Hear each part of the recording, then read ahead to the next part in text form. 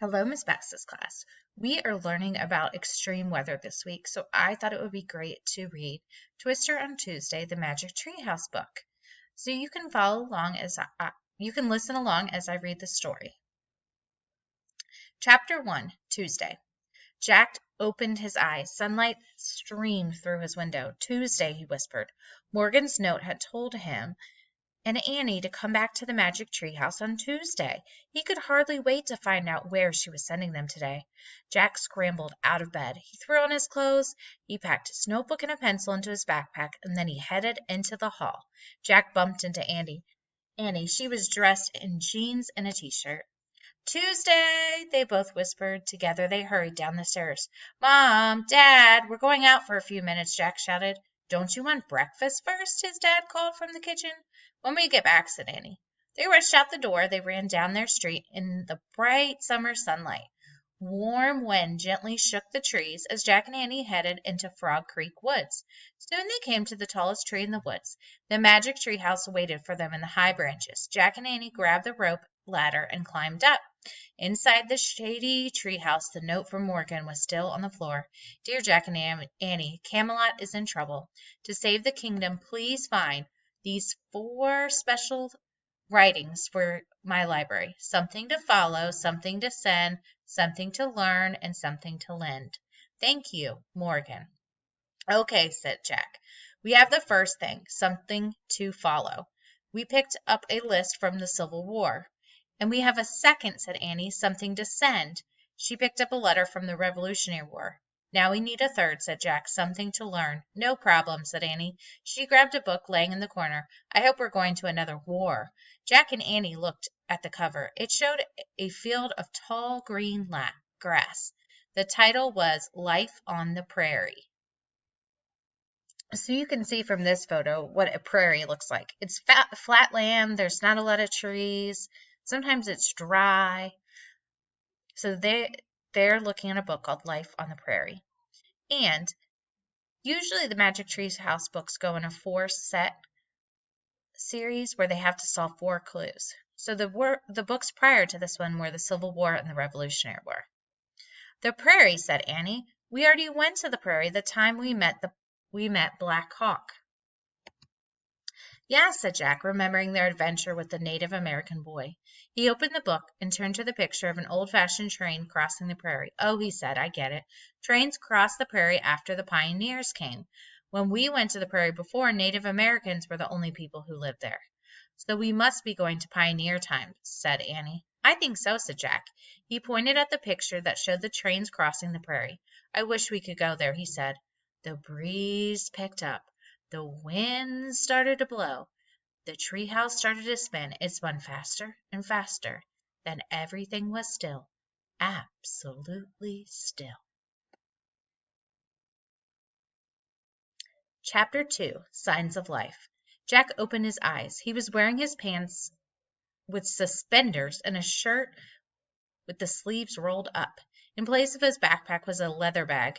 Annie was wearing a long dress and a sunbonnet. So here's what Jack and Annie look like. There's his leather bag. She's got a dress on and a bonnet over her head. And then he's got suspenders and pants on. You want to know why people used to wear a bonnet over their head? It's so that they didn't have to wash their hair so often. It kept dust and stuff from getting into their hair because showers and baths weren't available. And baths were only taken like once a week. I like my hat, she said. It'll keep the sun off my face. Yeah, except the sun's not shining, said Jack. He and Annie looked out the window. The sky was cloudy. The treehouse had landed in a small grove of trees near a creek. Beyond the trees was a wide open prairie. Green grass and wildflowers swayed in the chilly wind. In the distance, a train puffed across the prairie. Sparks of fire came out of its smokestack. Huge clouds of black smoke billowed in the gray sky.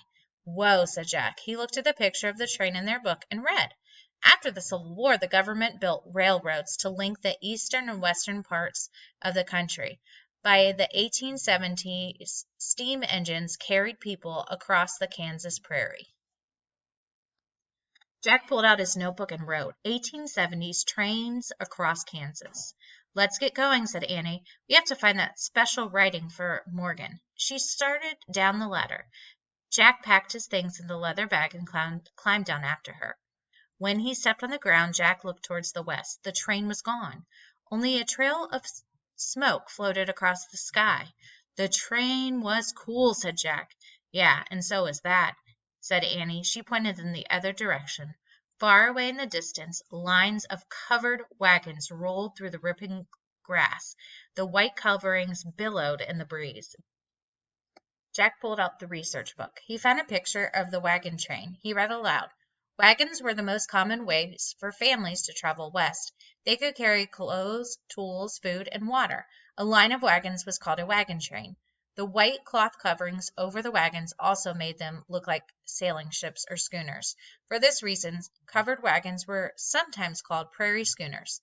Jack looked at the wagon again. They did look like ships sailing across a ripping green sea, the green sea being grass. He wrote in his notebook, covered wagons equal prairie schooners. Let's get a closer look, said Annie. She took off across the grass. Jack put away his things and ran after her. As they ran, the wind began to blow harder. The clouds overhead grew darker. So here is Jack and Annie in the book, and then you have your wagon train there. And, special fact, when the wagon train stopped at night, the families had to sleep outside because the wagon was used to carry things that they were bringing west and not really people. Also, the child's job was to go out at night and find buffalo patties. These were great for starting fire. You want to know what a buffalo patty is? Yep, it's poop from a buffalo. That was your job, to go out and get poop to help start the fire. Wait, wait, Jack finally called to Annie. We'll never catch up. They both stopped running, panting. They watched the wagon train vanish over the horizon. What do you think vanish means? If you said kind of like disappear or not be seen anymore, you're correct. Jack took a deep breath. What now? He said. They looked around. All Jack could see was a distant grove of trees with the treehouse. With the train and wagon train gone, there were no signs of life anywhere. No pioneer cabins, no Native American teepees. How can we find the special writing? Said Jack. There's nothing out here. Oh, yeah, said Annie. What's that? She pointed to a rusty pipe sticking out of the top of a small hill. Steam from the pipe was a column of black smoke. Oh, man, said Jack, that's definitely a sign of life. So we'll pick up tomorrow on a one-room schoolhouse. Can you imagine going to a one-room schoolhouse? I hope you enjoyed the first 2 chapters today, and I look forward to reading more to you tomorrow.